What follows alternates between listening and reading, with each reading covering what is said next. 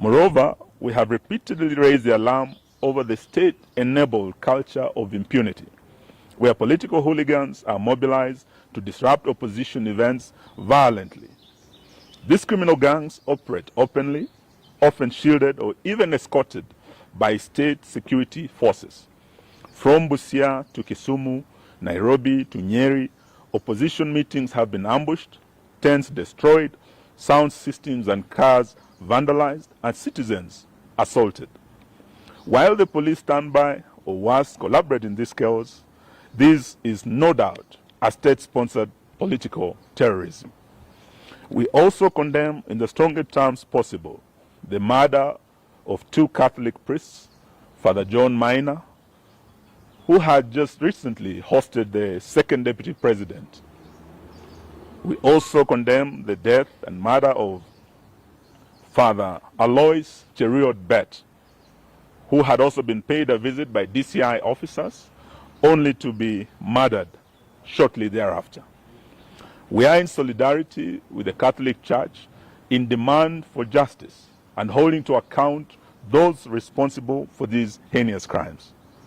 These violations are not only gross violation of the Kenyan Constitution, but also a violation of the African Charter on Human and People's Rights and other international rights statutes, including the Universal Declaration of Human Rights 1948, to which Kenya is a signatory, the International Convention on Civil and Political Rights, ratified by Kenya as far back as 1972, the African Charter on Human and People's Rights, which enshrines the right to liberty, assembly, and freedom of expression. These legally binding instruments obligate the state to protect, not to persecute, any of its citizens without exception. We are deeply disturbed by the growing role of private sector enablers in this crackdown. We call out telecommunication companies, in particular Safaricom, which may have turned a blind eye, or worse, actively collaborated with the regime in surveilling, tracing, aiding, and abducting of these citizens. We demand that they publicly account for the data they provide to security agencies and affirm their commitment to protecting the rights and privacy of their customers.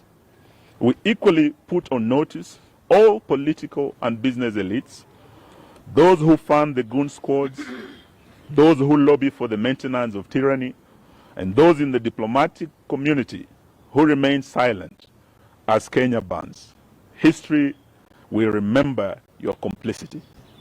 To the Kenyan people, we say, do not be silenced. The repression we face today is not just about politics. It's about the very soul of our nation.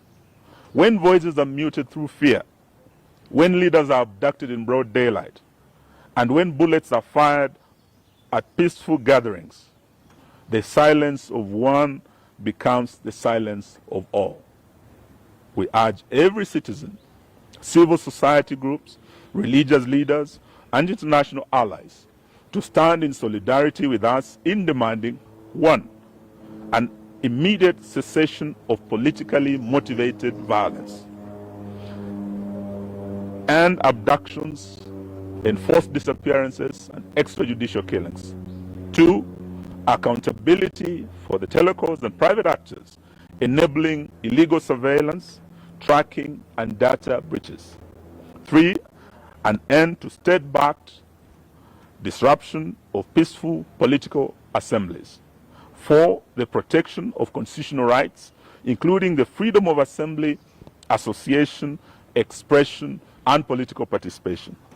We would like to remind Mr. Ruto that he is not immune from prosecution for crimes against humanity, which includes abductions, torture, enforced disappearances, murders, gender-based violence, and other crimes. This is not a partisan issue. It's a matter of national concern and international concern as well. In fact, we want to declare it a national emergency. We will not relent until justice and the rule of law is restored and every Kenyan can live and speak without fear in this country.